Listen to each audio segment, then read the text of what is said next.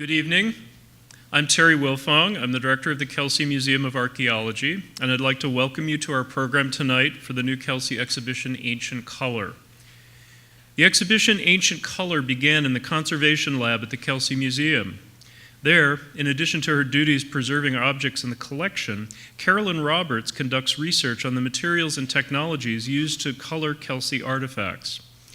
This exhibition was created to highlight the scientific investigation of color at the Kelsey Museum and, with the help of Kathy Person, put this research into historical context of the Roman world. Ancient Color, on view through May 26th, invites visitors to explore the colors of the Roman world, their sources, uses, and meanings, and to discover how modern science is revealing more about ancient color than ever before. I'll introduce Carrie and Kathy, the curators of the exhibition, and they can introduce tonight's speakers. Carrie Roberts is an archaeological conservator and a graduate of the Winterthur University of Delaware Program in Art Conservation. Carrie held postgraduate fellowships at the Kelsey Museum of Archaeology, the J. Paul Getty Museum, and the Metropolitan Museum of Art, where she became deeply interested in the technical study of ancient paint surfaces. We were very pleased to be able to bring Carrie back to the Kelsey Museum, where she has continued her research and has worked to build technical research partnerships with scientists at the University of Michigan and in the Detroit metro area. Kathy Person is the Educational and Academic Outreach Coordinator for the Kelsey Museum. She received her PhD in Classical and Near Eastern Archaeology from Bryn Mawr College in 2012 and joined the Kelsey Museum in 2013. Her research interests are primarily focused on the Roman world, especially religion and domestic space, and, as an educator, on making academic scholarships more accessible to everyone. Kathy has revolutionized our approach to undergraduate education at the Kelsey Museum. We are very lucky to have both Carrie and Kathy at the Kelsey Museum and here with us tonight. Please join me in welcoming them to introduce tonight's speakers.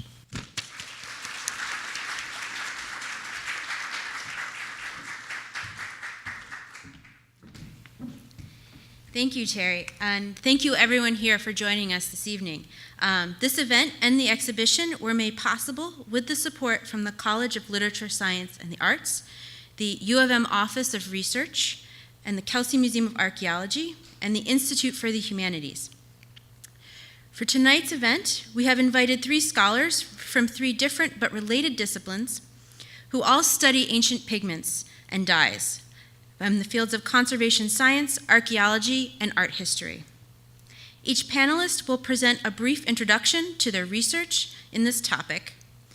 We are pleased to welcome tonight our panelists, Mark Abbe, Hilary Becker, and Greg Smith. Mark Abbe joins us from the Lamar Dodd School of Art at the University of Georgia, where he is an associate professor of ancient art and an adjunct professor in classics. In addition to a PhD in Greek and Roman art and archaeology from NYU's Institute of Fine Arts, he also holds an advanced certificate in conservation from the Institute of Fine Arts. His research on Greek and Roman sculpture has led him to many really interesting projects, including the Ancient Polychromy Network. This project supports multidisciplinary research in museums and archaeological excavations on ancient polychromy and seeks to educate the general public about the true polychromy appearance of Greek and Roman art. We also have this evening with us Hilary Becker, who is the assistant professor of classics at the State University of New York at Binghamton.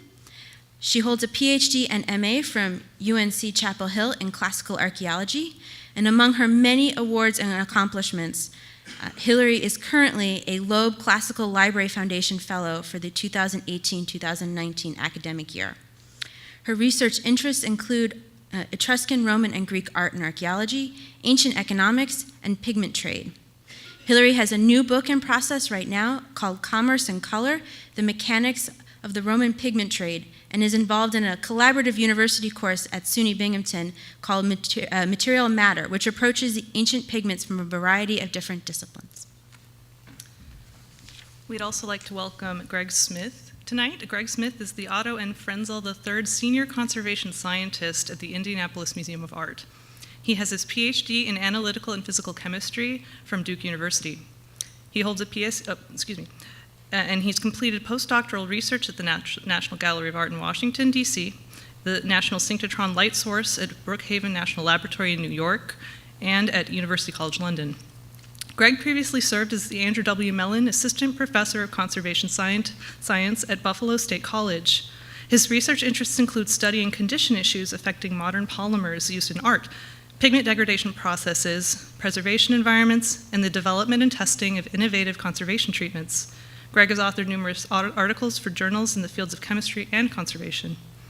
We're also excited to welcome Christina Bisulca of the DIA, who will kick off the discussion portion of tonight's event as panel respondent.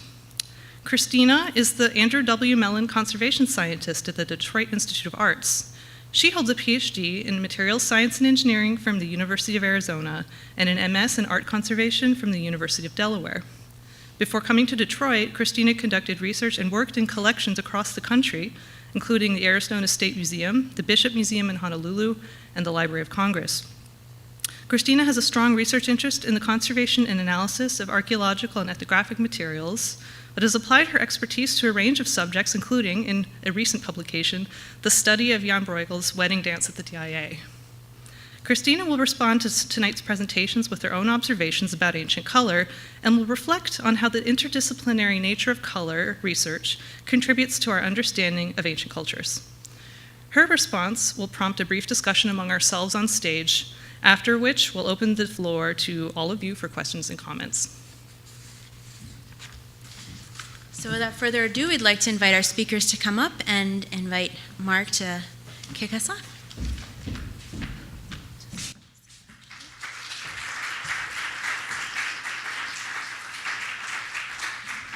Great, thank you.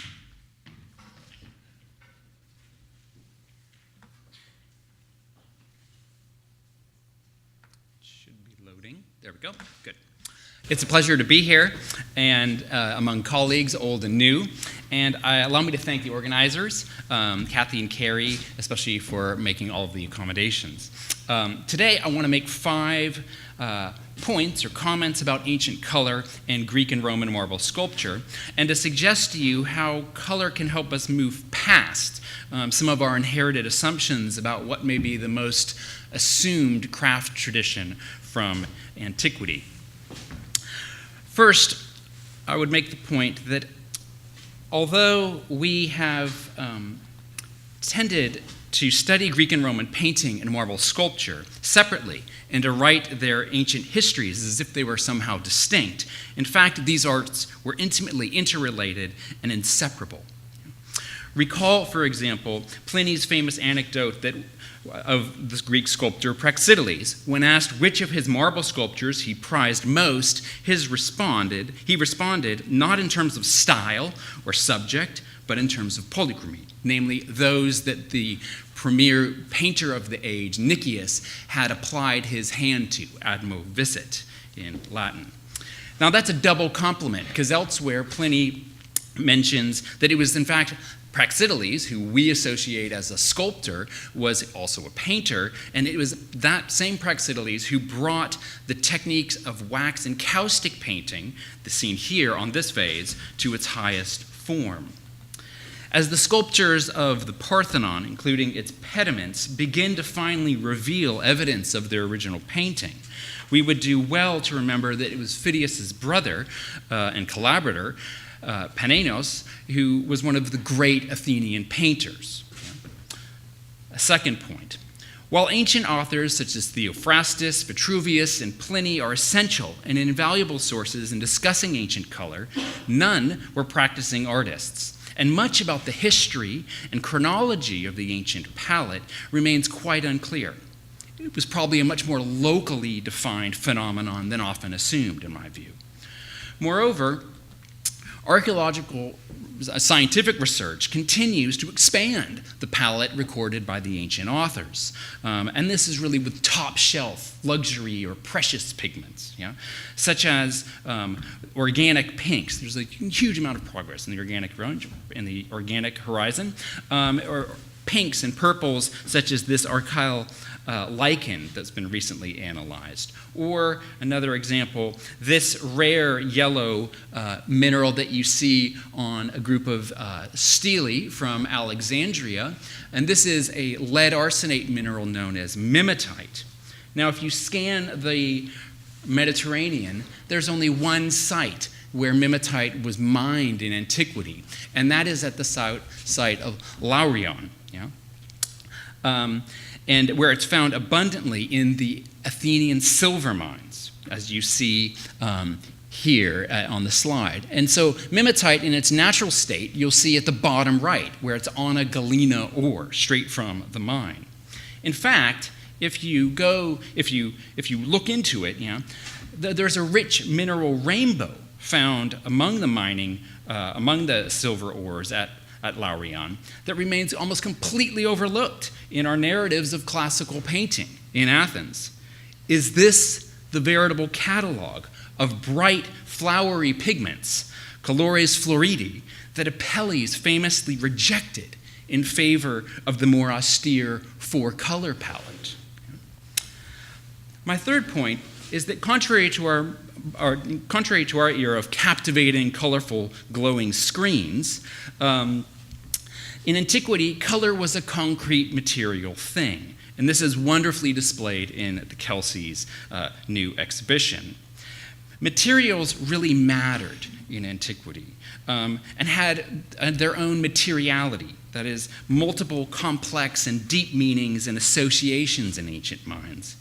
We, in our post-Newtonian world of inert matter, may have become far too desensitized to thinking about materials, and we would do well to keep ancient notions of materials and materiality in mind, when thinking about ancient artworks and how they deployed materials more broadly.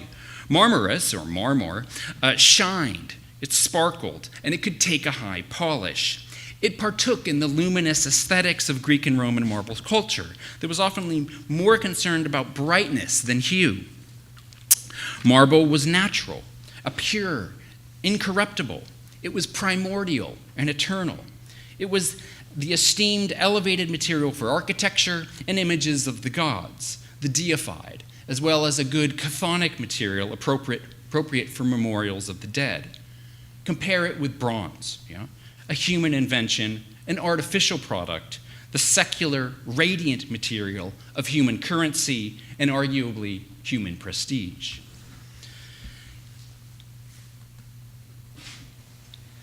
Given that we're here at Ann Arbor with the Kelsey's singular collection of Greco-Roman materials from Egypt, my remaining 2 points will be illustrated by sculptures from this remarkable Ptolemaic cult temple to the Ptolemaic dynasty, preserved at Hermopolis Magna, which included, from early excavations, an interesting cache of marble sculpture that are now widely dispersed. My focus will be the two that you see at center.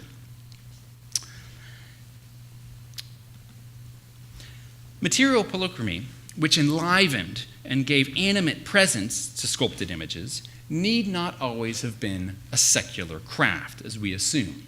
This is my fourth big point.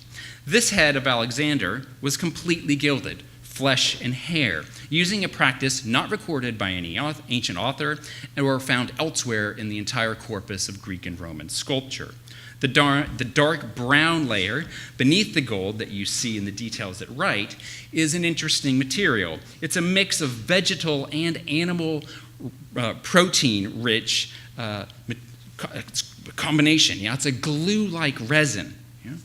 And here, in this cult context within an Egyptian temple, I wonder if this might not have been linked intimately with traditional Egyptian notions of, in fact, purifying an image before you enliven it. If you think about the kind of resins that are applied to sarcophagi and the like in Egyptian cult ritual. So perhaps this is a purification ritual that we're seeing. Then subsequently, the entire statue was leaf gilded to give it golden flesh. as in where in traditional Egyptian cult, the gods were thought to have the flesh of gold. Now, if that might seem a little far-fetched, and I would encourage you to think about other images in Ptolemaic Egypt, such as perhaps the most remarkable, the highly richly defined image of Serapis by Braxis. Now lost, this was a temple statue that was formed from bitumen, gold and silver shavings, ground topaz and sapphires, and even the blue dye of the sacred Apis bull, all to evoke the dark blue black realm of the god of sort of fertility and the watery deep. Now, partly because of Pliny, we tend to think of classical sculpture, including temple images, as not ritually defined, as simply aesthetically driven masterpieces of great artists. But there's clearly something more going on than we've allowed in our normal narrative, both in Egypt and probably much more widely in familiar contexts. Let us face the strange. My final point is that the close examination of surfaces of marble sculptures anchors us in ancient realities and reveals the long, complex lives that ancient statues often lived. Contrary to the rhetorical permanence of marble, refurbishment and reformulation were commonplace. This portrait of a Ptolemaic queen has at least 3 sequential phases of polychromy. It moved from a flesh-toned, highly realistic portrait honor, an icon, to a divine living ruler image, and in its last phase, presumably after the queen's death and apotheosis, an image of a god, an agalma, at which point the flesh coloration was removed, and it received a remarkable application that you see at the bottom right, which is an unpigmented beeswax applied directly to the marble surface. Here we have a wonderful statue with multiple phases of polychromy in its context that might even be linked with the large-scale inscription from the sanctuary that describes the dedication of images. And by moving from a lifelike appearance to this refined state, of course, the statue was moving up ontologically in terms of its actual status of what it was, and it's also moving up the material pyramid to the apex, to the gold and ivory statues, the chryselephantine statues that were at the very top, and the realm of the gods. In conclusion, the study of surface polychromy on Greek and Roman marble sculpture constitutes a new micro-surface archaeology of these artworks. At ever-increasing levels of magnification, we can reveal vestiges of ancient color illegible to the naked eye, such as the yellow, ochre, or andrelicon flesh-like coloration on this late classical statue. An ever-increasing range of multispectral imaging allows us to reveal painterly nuances, such as the complex layers of paint on this, and the complex layering of pink and of blue and pink pigments on the once purple fringe paludamentum or cloak of this North African emperor. Now, even if you look at sculpture through only one tool, I would still argue it's our best tool, that is the inquisitive, trained, and patient human eye. The preparations for color are abundant and everywhere. We need to change the way we look at these marble surfaces. The drill work, the rough summation of some features, the high modulation of others, the incisions, the contrasting surface textures, the matte finish and luminous polishes. These are all intimately crafted preparations for polychrome applications. I mean to suggest that while we think of style and technique as monochrome, we would do better to think of them as a means to a colorful end. There remains much to do both with old finds and new finds. And I want to close by noting simply that investigating the color and materiality of ancient marble sculpture does more than give something of a once refreshing life and immediacy to these seemingly silent and passive representations. It also does more than correct the curiously persistent common misconceptions about classical sculpture that we have, and some of the accompanying untruths about antiquity. Polychrome research provides, at its core, new critical insights to the ancient definitions and meanings of classical marble statuary, as well as something of their social lives and the ranges of their psychological expectations of ancient viewers. At its best, such research enables us to glimpse these arresting ancient sculpted images more accurately, with something that's closer, at least, to ancient eyes. Thank you.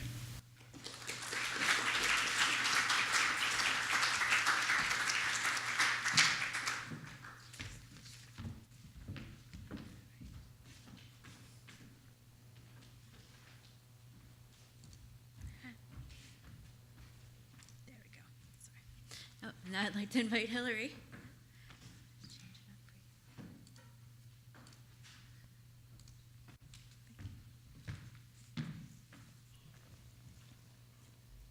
How do we get it? No, it's not. Going up? Okay. Hi there. And first, let me thank Kathy and Caroline for this brilliantly curated exhibit. If you have not gone to see it, go and bring friends. So, hello. My introduction to pigments began in 2009 when the remains from the only surviving pigment shop in ancient Rome, dating to the 3rd and early 4th century AD, were rediscovered during our work at the excavations of the Area Sacra di San Bono, led by Nicola Tornato and Paolo Procato. I worked with chemist Ruth Beeston to scientifically analyze the pigments using X-ray fluorescence. The work has led me to write a study of an entirely neglected Roman industry, that of pigments. My book, which is still in progress, is entitled Commerce and Color, The Mechanics of the Roman Pigment Trade, which I'll hopefully send off later this year. In the course of writing this book, I've looked at Roman mines, Roman shipwrecks, artists' workshops. I've considered what ancient authors have to say about pigments. I've looked at inscriptions, such as this inscribed Roman pigment from Pompeii. I've read a lot of scientific analyses of ancient frescoes. I've looked at medieval and Renaissance price lists and more, with the goal of fleshing out a behind-the-scenes impression of how pigments traveled from the mine to a shop, ultimately to the walls of a Roman house. Today, I want to share with you just a brief sample of what I've gleaned and provide a picture which I hope will reanimate the choices that a patron or painter had to make when shopping for pigments. Thus, my discussion is entitled A Buyer's Guide to Roman Pigments. And this will be broken down in 4 different components. So first, there could be an astonishing amount of choice before an artist even had to mix his or her pigments. The pigment shop at San Bono, for example, had several different shades of red and yellow ochres available at once. A range of different types of Egyptian blue were found at Pompeii, at Herculaneum, and also at San Bono in Rome. This choice can also be found in the case of some frescoes, where you might find several varieties of one shade of color used in one place, used even in one room. So in the case of one room in Aventicum, Switzerland, 5 different white pigments were used. Pigments such as diatomite, dolomite, and aragonite. Most of these whites look similar to the naked eye, but there are differences in their luminosity, application, and compatibility with fresco line backing. And my research has demonstrated that these pigments could be kept straight because Roman artists understood the materials that they were using and their properties. This leads to my next consideration, the prices for pigments, and that they could vary. One source for the prices of Roman pigments is Pliny the Elder's Natural History, written in the 1st century AD. Only 2 white pigments are mentioned in Pliny's text with prices, but it is clear that not all whites are equal in that there is a difference in the cost per pound. So for 133 asses or copper coins, you could get 1 pound of pyrrhotonium, which we think is aragonite, a sedimentary rock, or you could get 4 asses, 1 pound of Melian earth. So to give you a relative idea of what this would buy you otherwise, if you are shopping at Herculaneum, you could get a glass of wine for 1 to 4 asses, 1 to 4 copper coins. You could get a loaf of bread for 2 asses, and a Roman soldier's wage was roughly 10 asses a day. So when considering the prices of red and yellow ochres, there are also differences in price per pound of pigment. And these differences, as you look along this list, range in depending on where a pigment is from, its provenience, also its tone, how it's used, its application, purity, rarity, and other factors that I discuss in more detail in my book. There are 2 other factors of which ancient pigment purchasers were aware that I'll briefly outline today. And I believe that ancient artists, when shopping for pigments, were aware of the compatibility of their pigments and how they could be best used. If one is painting in the true fresco method with a wet lime backing, not all pigments are compatible. Pigments such as the blue copper azurite could turn black due to the alkalinity of the lime. It's a pH factor issue. Today, if one is shopping in a proper pigment store, such as Kramer Pigmente, there's information about each pigment and which methods each pigment is compatible with. So on the screen, for example, you can see a partial list of pigments for sale today at Kramer that are indeed compatible with the fresco method. Roman artists seem to know which pigments were not compatible with the true fresco method. And we don't just intuit this, we can see both this by text and also archaeologically. So by text, Pliny specifically talks about them, and he makes a list of pigments that you shouldn't use with true fresco method. So he talks about Tyrian purple, indigo, blue, and I believe that blue is azurite, melinum white, orpiment, Appian green, and lead white, which refused to be spread upon a wet fresco surface.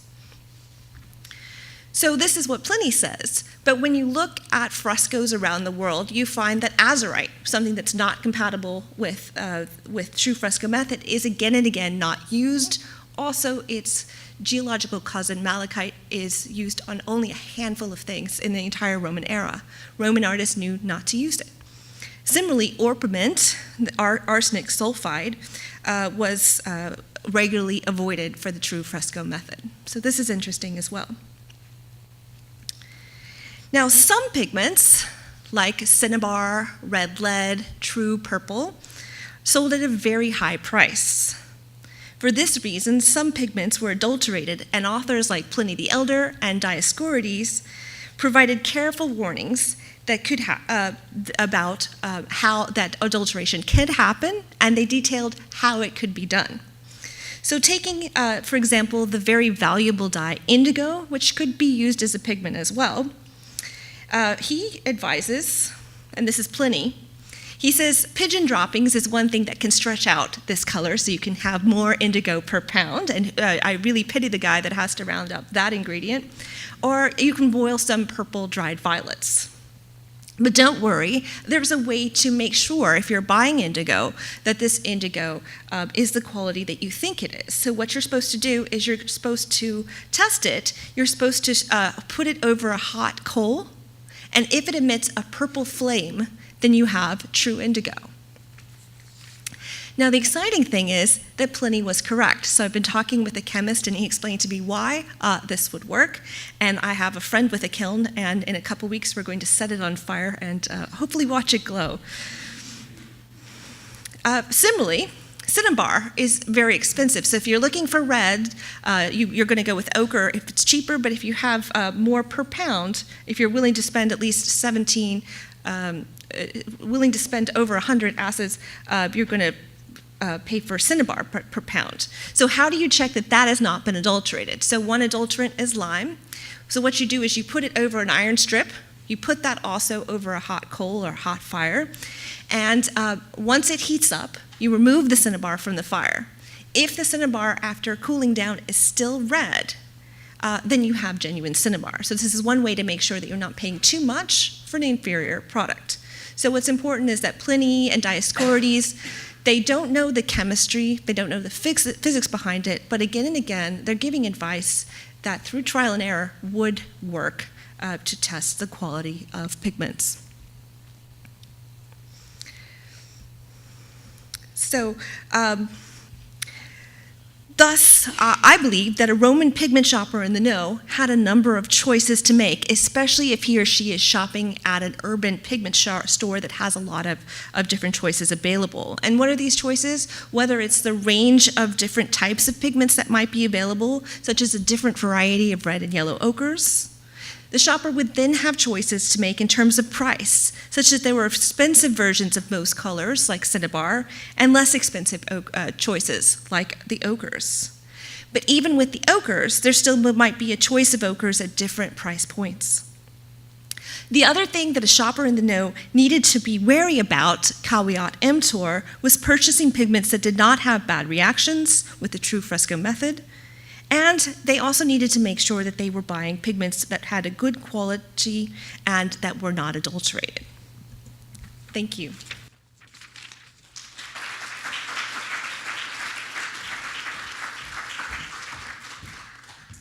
And next up, Greg Smith.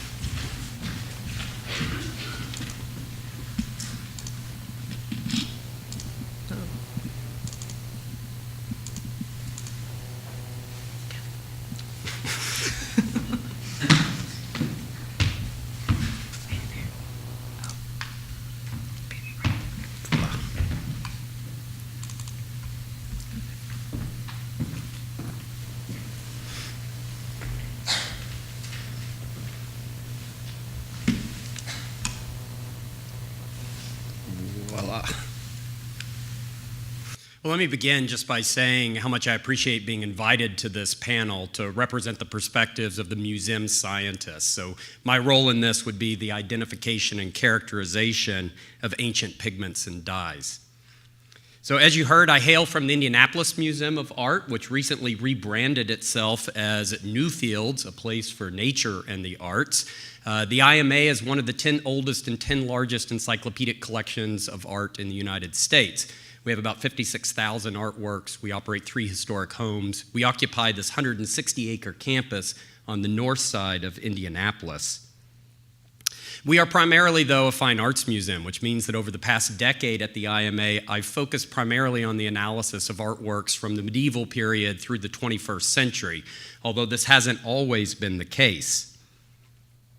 So as an undergraduate and a graduate student, I pursued not only chemistry, but also culture in the form of archaeology. And I spent my graduate years focused on Roman period Palestinian archaeology, working at 2 sites in Israel's Galilee region. And so as a result of that, I'm occasionally asked to participate in projects that focus on antiquities or ancient colorants. And I thought I would use some of those as examples of why we study ancient pigments. So one of the primary roles of museum scientists is to work alongside our conservators, to analyze artworks that are undergoing restoration. And so the conservators, armed with knowledge of the chemistry of the object, can choose materials and methods that are not only effective in restoring the appearance or treating the condition, but are also going to be safe and sympathetic to that artwork. So if you follow the Kelsey closely, about 5 years ago, Suzanne Davis organized a project that was going to look at new ways of stabilizing these incredibly fragile painted wooden objects that were being excavated at the Abydos Middle Cemetery project. And so my role in this project was to set up a field laboratory in Abydos to study the decoration that was being used on these objects. And over the course of the season, we assembled a list of pigments and dyes and binding media that the conservators could then use to try and choose those consolidants that they were going to test in the field. Now, sometimes we're analyzing pigments, ancient pigments, as a proxy for these undocumented histories. And I present as an example of this archaeologists who were looking at skeletons of a religious sect of females in medieval Germany. And they were focusing in particular on the tartar that had developed on these women's teeth. And as it turns out, tartar is a great time capsule. It preserves these chemical markers of oral habits. So you'll find the nicotine from smoking or residual compounds from drug use. And in this instance, what they found in one individual were these bright blue particles embedded in that dental calculus. And so using Raman spectroscopy, they were able to identify that those blue particles were in fact the very valuable, very rare, and very precious mineral pigment lapis lazuli, which at this point would have been coming from 4,000 miles away in Afghanistan. And so the explanation that's given for this is that this woman must have been involved in illuminating medieval manuscripts. And by tipping her brush, which is the practice of pulling the brush bristles through your teeth to get that fine point for the very delicate work, she was depositing this material into the dental calculus of her teeth. And so this highlights this practice of illumination, which we often associate with the monks and men. We may have physical evidence here that, in fact, the women, the nuns, were also working in this practice. Sometimes the story is about the pigment itself. And so you've already heard Egyptian blue mentioned several times. It's a calcium copper silicate material that occurs only very rarely in nature as the mineral cuproriviyite, which forms in the heart of volcanoes. And so its widespread use as the dominant blue pigment in antiquity relied on its synthesis. We have archaeological evidence going back to about 3000 BC of the manufacture of this, which makes it easily the oldest fully man-made artist material that we're aware of. And it was mass-produced. It was traded all around the ancient world. We find it as far north as northern England and Norway. And it exists up until about the 4th century AD, when suddenly it kind of disappears from the archaeological record. And no one's really quite sure why that occurs. But it's not rediscovered as a material until the excavations of Pompeii, which begin to turn up large lumps of this pigment material, which the head scientists of the day, people like Sir Humphrey Davies, take this on as a project to try and characterize this material. And so Davies identified this as the blue of Egypt, which is described by Vitruvius in the 1st century BC, when he says the Egyptians were mixing sand with the flowers of natron, that would be embalming salts, and copper filings, and firing this in a furnace to create a blue pigment. So in our laboratory, we've worked on the synthesis of Egyptian blue, a modern synthesis of Egyptian blue using historic recipes. So we'll mix together chalk and malachite, which is a copper ore, with that embalming salt and sand. We'll form these little green tablets, which we then pop into the furnace at 925 degrees Celsius. That's about 1,800 degrees Fahrenheit, anywhere from 10 to 100 hours. And what comes out are these brilliant blue particles, which can be ground up and used for painting. And so we really struggled with this synthesis initially, despite the fact that we were using pure chemicals and modern technology. And so that really speaks to the amazing quality of the material that they were producing in antiquity. So modern material scientists are very interested in this Egyptian blue because it has some really curious properties. So it forms as this sheet silicate. So you have these layers of Egyptian blue, and the scientists found that if you simply put this in hot water, those sheets will begin to slough off as nanoplatelets, which makes Egyptian blue our earliest nanoparticulate material. And it was conservation scientists working about a decade ago who mapped out the very interesting photophysics for this material. So it absorbs very strongly in the red region of the spectrum, and that's why it's a blue pigment. But then it immediately converts that energy and releases it as near-infrared radiation, invisible to the naked eye, this peak at 9-10 nanometers. And it does it with incredible efficiency. It has the world's record for the ability to convert visible light into infrared radiation. And that is a super rare phenomenon. Almost no other materials do this.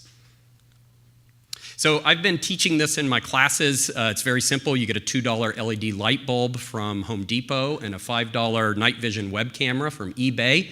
And we are able to image Egyptian objects. So that LED lamp provides a purely visible light source, which when you shine it on an object, the Egyptian blue is going to reflect the blue wavelengths. We're going to catch those with a filter and block them. But the filter is going to allow the infrared luminescence to come through and be recorded by your camera. And as a result, with this low-tech method, you're able to capture these luminescence images where you can see the unmistakable glow of Egyptian blue. Now, you'd be forgiven if you didn't recognize that this cartonnage mask was badly damaged. In fact, the lower portion was broken off of it. But the conservator expertly matched the blue color visibly, but in the luminescence image, you can see they were not using Egyptian blue for that restoration. So this last little bit I call archaeo-inspired design, and this is the idea of looking to antiquity to find materials that will solve modern problems. And so I long had this idea of making use of this very unusual near-infrared luminescence to repurpose Egyptian blue as a modern crime-fighting tool, to create a fingerprint dusting powder for CSI. So some of the most challenging surfaces that you have as a CSI fingerprint expert are these highly patterned or highly reflective surfaces. And that's because the pattern and the glare cause interferences when you're trying to capture an image of these materials. But if you take nanoparticles of Egyptian blue and you dust those fingerprints and then you image them using luminescence technology, you can get an exquisite high contrast, highly detailed image like this with all the detail that's necessary to individualize that finger mark to a suspect. And as you can see, the background is gone away. It's absolutely black, and that's because no other material luminesces in the infrared. So we've published this as a scientific paper in Dyes and Pigments, but we're probably most proud of the fact that National Geographic picked this up for their Genius Edition in May of 2017. It was called the Genius Edition because it had an article on Albert Einstein, not because of what we did. But anyway, I want to acknowledge some people who have assisted in these projects, and of course I want to recognize the University of Michigan and the Kelsey Museum for inviting me to be here, and I want to thank you for your attention.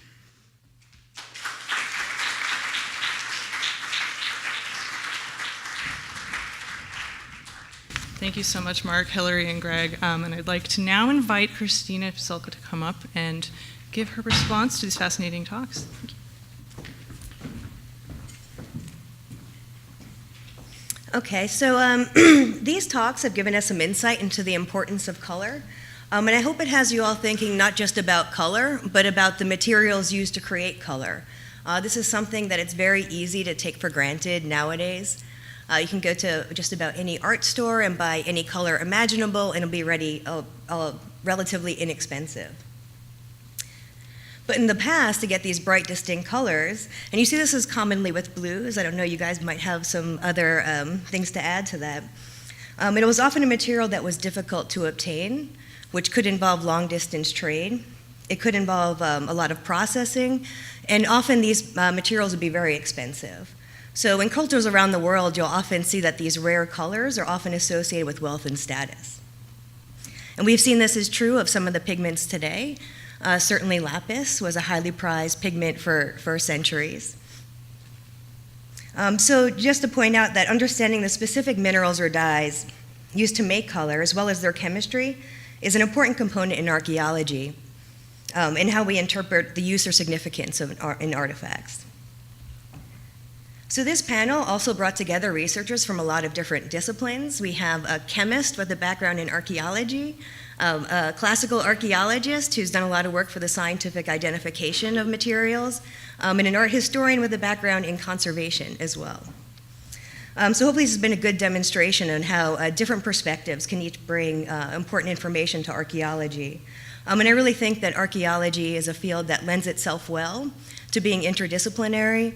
You can imagine the vast different types of materials you're going to uncover at an archaeological site or in an archaeological collection.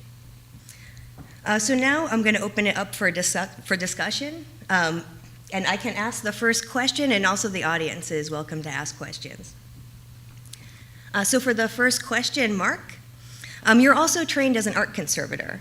And I was interested, I'm sure a lot of the marbles you've been looking at in the past, especially going back over 50 years ago, have had a lot of restoration and potentially were over-cleaned. And so I'd be interested in hearing how that affects your research, and if you think being a conservator trained in treatment gives you an advantage in examining these materials.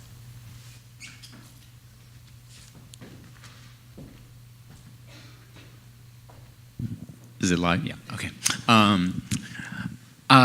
Yeah, absolutely. I mean, I really first came to look at surfaces through my conservation training. It was one of the real things that I think I lacked, and I still think that art historians often lack this kind of intimacy with the actual objects, because the art historians deal with images, conservators deal with objects and the thing itself.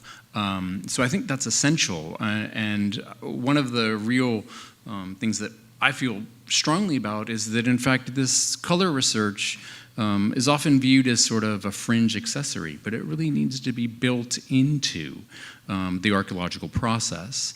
And that's extremely important because it is in the process of archaeology that we have the greatest opportunity to preserve the remnants of ancient polychromy, not just in colorful things that catch your eye as you dig, but in there's a new generation of research that's beginning and dealing with surface accretions, dealing with things like waxes and all of this can easily fade away. Even using many common field conservation techniques. So I really feel that this is it's integral. That polychromy research should be integral to the study. Basically, much like marble provenance 25 years ago was viewed as sort of suspect, but is now incorporated into any analysis of a marble architecture or marble sculpture.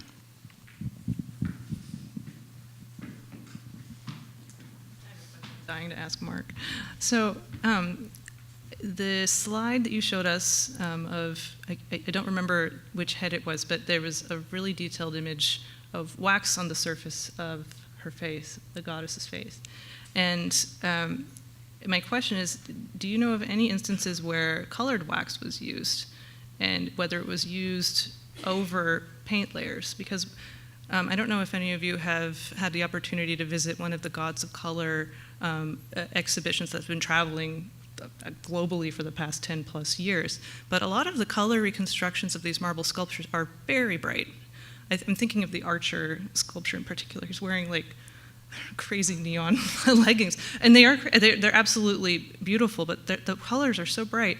Do you think that is the final surface layer that we're seeing? And if not, have you found any evidence of any attempt to tone back some of these very bright colors that we are finding traces of on marble sculpture? Well, there are a couple questions there. In terms of pigmented wax layers on marble substrates, I'm not aware of any pigmented wax layer, sort of a surface finish layer. The less than a handful that we have, the Berenike, a sculpture in Dresden, are seemingly unpigmented beeswax. So they align closely with the practice of gnosis, of the sort of gleaming of the marble surface. As for the reconstructions, I think a reconstruction is inherently a subjective exercise, and I think it's very important, especially as reconstructions proliferate, that we distinguish between the actual evidence, what the evidence is, and where it ends, and where the speculation and elaboration begin. That I think is really key, especially because it's all fine for all of us to be looking under microscopes, but we need to be able to communicate what we're doing at the macro level. And people are genuinely interested in antiquity. I think if you're interested in polychrome reconstructions, a good place to start is with Georg Troy, who did the first real scientifically informed exhibition in Dresden in the 1880s. And you can see his reconstructions, which are very sort of nuanced and are much simply closer to the history of painting. The way, in the absence of accurate reconstructions, in my view, the best solution is to look at some of these wonderful new colorful books about ancient painting, and adjacent to them have your books on Greek and Roman marble sculpture, and flip by chronological period, and you can actually see in the marble technique and the painting close alignments. And there's an example of a head that was recently color reconstructed at the British Museum, where they used Fayum portraits as kind of one of the possible comparanda for what the final flesh tone might have looked like. It was quite striking. So that's very interesting. Thank you. So actually, at this time, we'd like to open it up to the audience to see if you guys have any questions for our speakers this evening.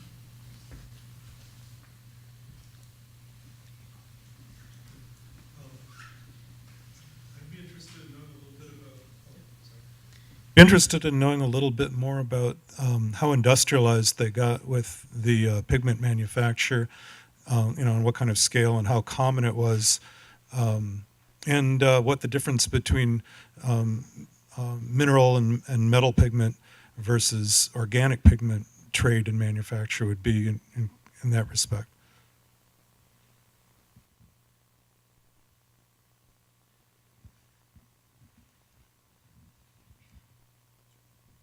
Well, in terms of the production of pigments, yes, I think there probably was industry surrounding the production of certain materials. When you think about materials like Tyrian purple, with just the scale of this is the colorant, the incredibly valuable purple color that would come from the hypobrachial glands of a mollusk. And so you were collecting thousands and thousands of these mollusks to get a gram of dye, which maybe would dye 1 yard of cloth. So if you think about just that scale, you would have to imagine a fairly substantial enterprise in order to generate that material.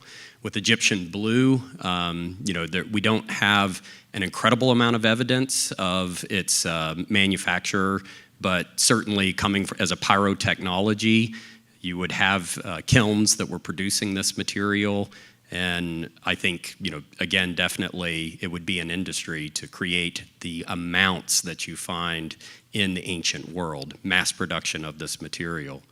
As for the trade, I'm not sure about the variation between organics and inorganics, but certainly that's more in your camp.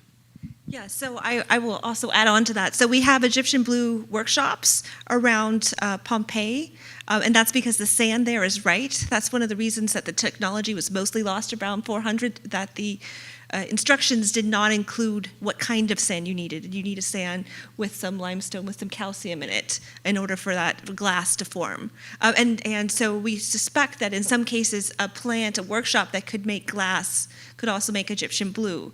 And in looking at some of the molds from the workshop, we can see that their ovens were heating up to 850 to 900, and that's exactly what you were doing, Greg, in your reproductions. So I've been tracing pigments and how far they travel, right? So you can use lead isotope analysis. You can use a lot of different things to see, if red lead is from Spain is going to Egypt, if green earth from Cyprus is coming to Pompeii. Right, and it's putting all those studies that are usually independent together that really puts you in awe to see how far colors will travel. Some colors like ochre, ochre is very easily available. Iron is 5% of the continental crust. That's one of the reasons it was the cheapest pigment, whereas mercury is formed from an explosion of supernova, and it's very, very rare, which makes sense why cinnabar would be one of the more expensive colors. So far, cinnabar is not visible in a shipwreck, but other nice pigments are. What else do I want to say? So you were asking about the transport of dyes and things like that. The best we could guess is Tyrian purple. So they were made in all over the Mediterranean, the coast of Spain, the Levant, North Africa, and you can see because of the piles and piles of snail shells. And what we think happened is that they would get it down to a purple kind of liquidy mass that would dry out, and then they would ship it to a purple shop. So in Rome, pigments were sold and purple was sold separately because it was a premium product. And so they could dye all kinds of different things or re-dye things for you. So then they could reactivate that color when they needed to. I meant really more about the more commonly used colors, not the ones that are rare and almost never used. The lichens and the plants.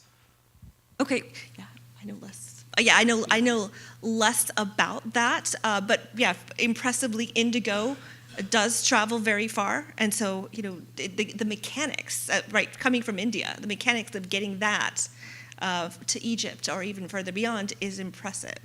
But lichens are not something that I specifically have studied or wode.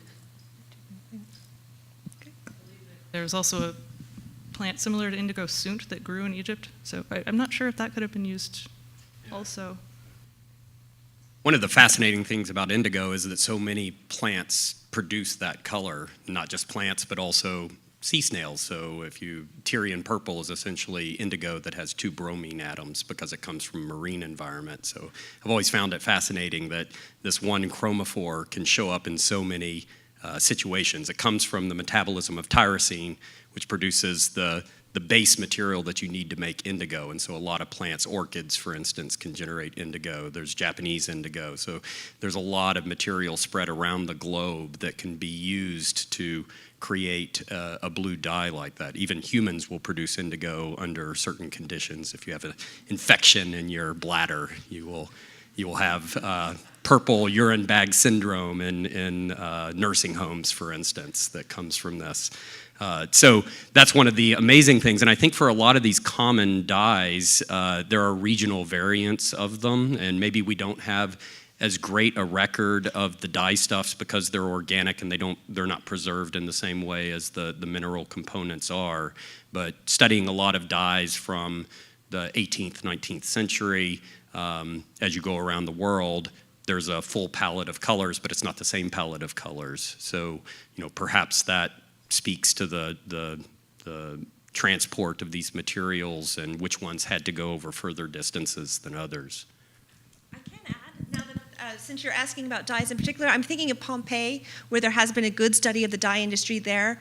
And so there's several workshops, and they usually vary between 3 to 9 vats. And so from there, they can decide how many colors were being made. And in a careful sampling of some, I know they have been able to trace that wode, the blue dye, was there. And they've done some experimental archaeology to see how hot it would need to be.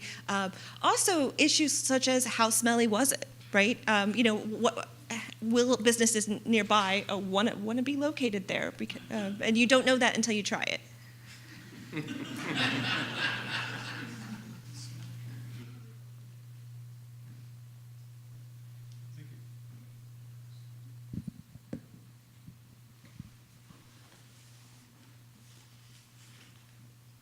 Okay, so on the you don't know until you try it, I'm looking at you, Greg. I heard a rumor that there might have been some explosions in your laboratory when you were making the Egyptian blue.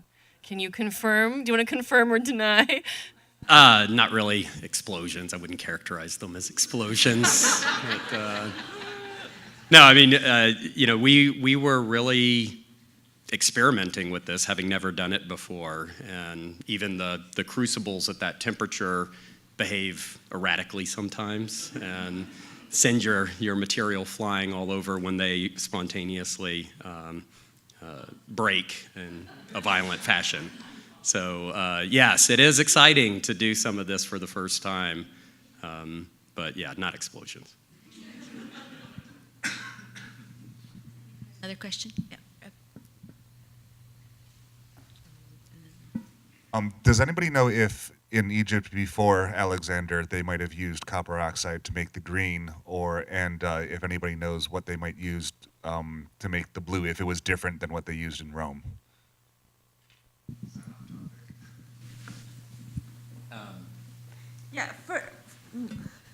For the blue in Egypt, you do see indigo, especially if it's used with something like orpiment, because both of those can be used in an acoustic painting, but don't like fresco. But the Egyptian blue is the blue of choice, right? So it's called Egyptian blue. Was it actually developed in Egypt, or was it developed in Mesopotamia, where we actually do have cuneiform recipe for it, but much later on. And so legend has it that Festorius was the first to innovate it. He's known to Cicero in the mid-first century BC, but especially thanks to the fluorescence of Egyptian blue, we're seeing more than ever that Hellenistic Italy was really bluer than we thought. But so far as we know now, that blue is imported every time, which of course would increase the price that you're paying for it. As for greens,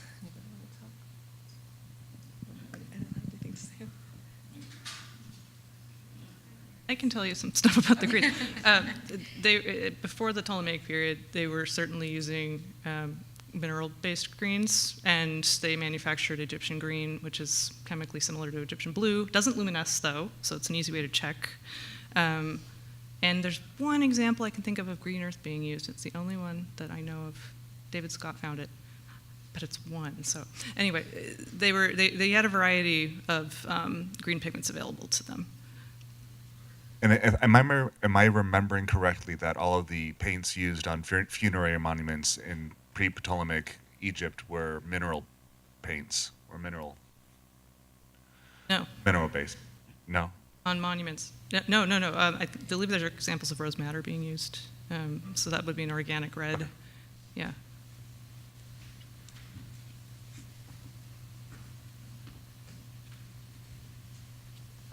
It sounds like some of these materials are toxic. And I'm just wondering if you have run across in your research people being aware of toxic effects of some of these, and what did they say about them? okay, yeah. So if a prisoner was condemned, there'd be one of two outcomes could be you go to the gladiatorial games where you'd be killed, or you go to the mines, right? So it was known about lead toxicity has been known since the 4th century BC. The Cinnabar workshop on the Quirinal Hill in Rome, workers wore bladder masks to protect their faces from the mercury sulfide. So they were aware of toxicity.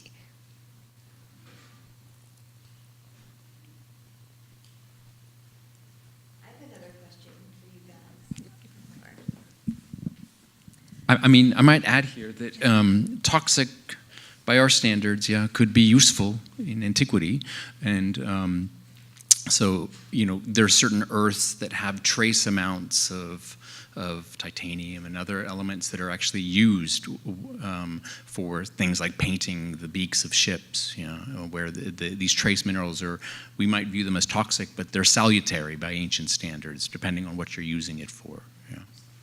I have a cool example. So I'll keep jumping in. In Roman Egypt, a number of mummies were wrapped in painted shrouds, a number of them with red lead painted on them. And some people believe that, apart from color significance, the red lead actually worked as an insecticide that would prevent bugs going after the body after it was embalmed and everything. So another good example. Yeah, I mean, the line between pigment and medicine and magic is fluid.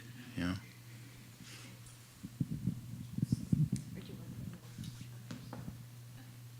have a follow-up to that, which is in the exhibit.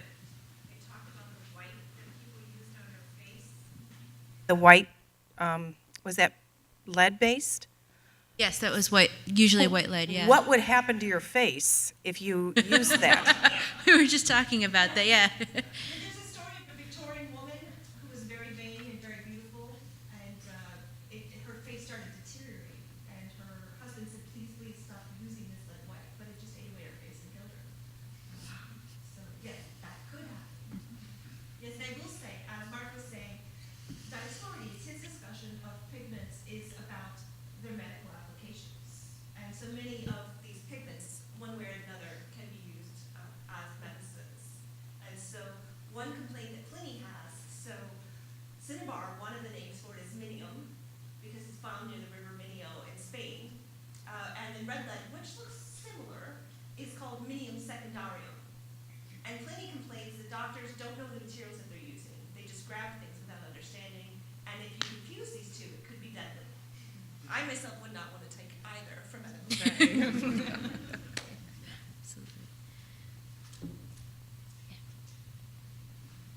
Just wanted to follow up on that point. So I was very excited to see this discovery of the pigment selling spot that you mentioned at the beginning of your talk. And is there any evidence that it was also sort of a space for people to come to get medicinal, use pigments in a medicinal way? Yes, so the There is not a Latin name for a pigment shop, but a pigment seller is a pigmentarius. And so I know of other pigment shops in Rome, and most of the pigment shops I thought were in Pompeii were actually workshops or places that were being painted at the time of the eruption.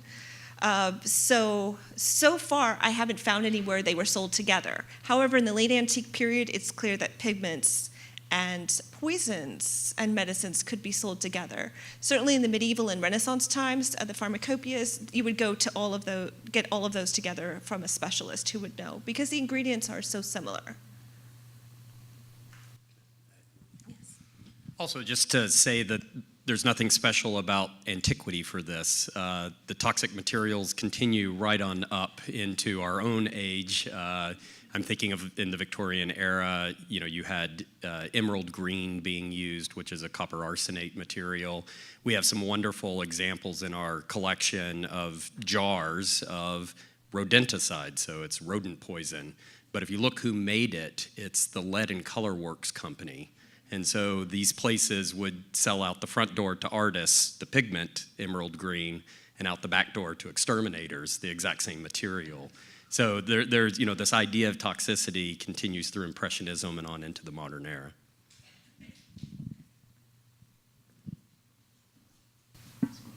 I wanted to get back to the explosion. But more, because doing that kind of experimental archaeology where you're actually going through and making these pigments, I'm sure you're getting a lot of insight. And I think, Hilary, you talked about doing work similar to that too. What kind of added insight into the archaeology you get from doing that type of research? Well, certainly when you think about, over 900 degrees Celsius, you start wondering about the kiln technology that's used, the fuel source that's being used for this. I certainly struggled with the syntheses early on. We did not get Egyptian blue the first few times that we tried it, and you start to figure out small tricks. And so, thinking about in antiquity people coming up with this synthesis and just, how involved it would have been to bring it to that high level, that art of being able to produce this pigment. It's really humbling to go through it and a little bit that struggle yourself. Yeah, and then you can sympathize how easily Egyptian blue was lost. So, recipe you were going to add. Yeah, I mean, I'll do this. I'll mention this as an anecdote. I mean, I in terms of Greek and Roman marble sculpture, it's so familiar that we just take it for granted. When we tend to not even look that closely at it. But if you look at something like the polishes on ancient marble sculpture, especially indoor, intimate portraits and the like, achieving this polish was an extremely refined art. And there was an artisan named the Politore who did this. And if you try replicating it, it's good to get your hands dirty. It is, they're using a variety of materials, emery and the like. It is extremely laborious. It's really humbling to try to recreate these kinds of crafts because it underscores the amazing skill and sort of technical on the ground knowledge and nuance that lie behind these works of art that we often just sort of take for granted and assume. So. Of course, I'll say that one of the things that a big surprise for me has been I teach at an art school and at the University of Georgia, and I really love it in part because art students are perhaps more willing than some of our academic colleagues to really pursue this sort of on the ground nitty gritty of getting something done. It's amazing to take somebody who you teach a class on Roman sculpture and you say, okay, well, let's go to the marble yard and try a bit. And I think that's always good for in the educational process, and it's also good for us to keep in mind when we are working with these materials and objects. Yeah, I would say the three of us share in common this idea of getting off the plates of a book off the pages and really understanding how it works. So I have a chapter on pigment prices. And so it's easy to say that you can buy ochre relatively cheaply for 8 to 32 copper pieces, asses a pound. But what does that mean? Right? So two students and I are painting with ochre, carefully weighing it to see how much coverage you can get per pound. And it's not the same for every pigment, but you don't know that until you try it, right? And that really helps you understand a lot more the work that an artist was doing, the choices they made. In the medieval and Renaissance period, we have artist contracts, but until you are polishing that stone yourself, you don't even know how long it takes, right? And how much they might have needed to be paid. Right? Same thing with painting. Exponentially longer than you could imagine. I think we have time for one more question.